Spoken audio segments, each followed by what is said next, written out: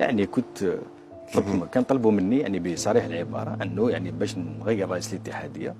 زدشي انا ذاك خير الدين زدشي. نعم، وايضا الناخب الوطني جمال بالماضي طلبوا منك في اول يوم هذا طلبوا منك انك تنهي مهام الناخب الوطني جمال بالماضي ورئيس الاتحاديه انذاك خير الدين زدشي.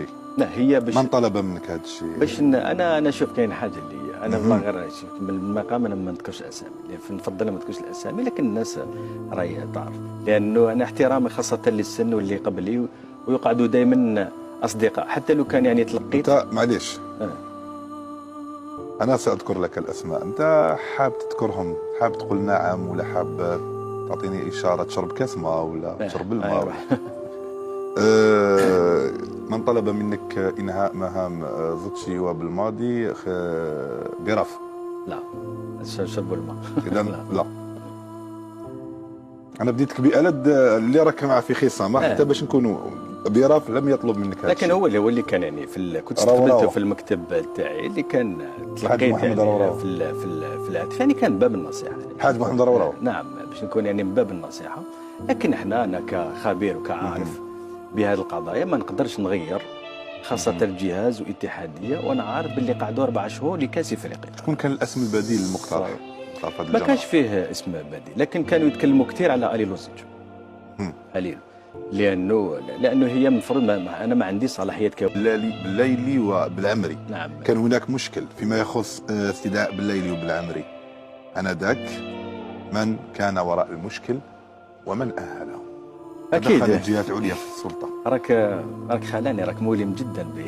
تراك تعطيهم للسيد الوزير. لا، المعلومات هذه منك تجيب فيهم.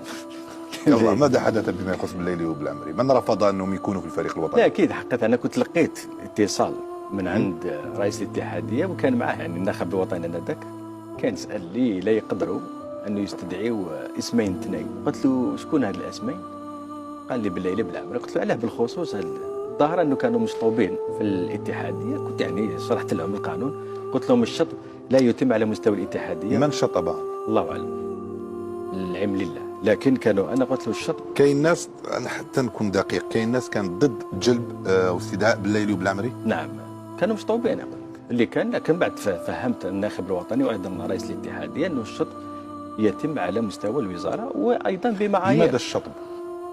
الشطب الله اعلم انه كان بالليلي كانت عنده المشكله تاع لانه خرج سلبي في الفحص، وبالعمري الله اعلم كان ما لعبش، كان ما لباش النداء لاستدعاء المنتخب الوطني مره.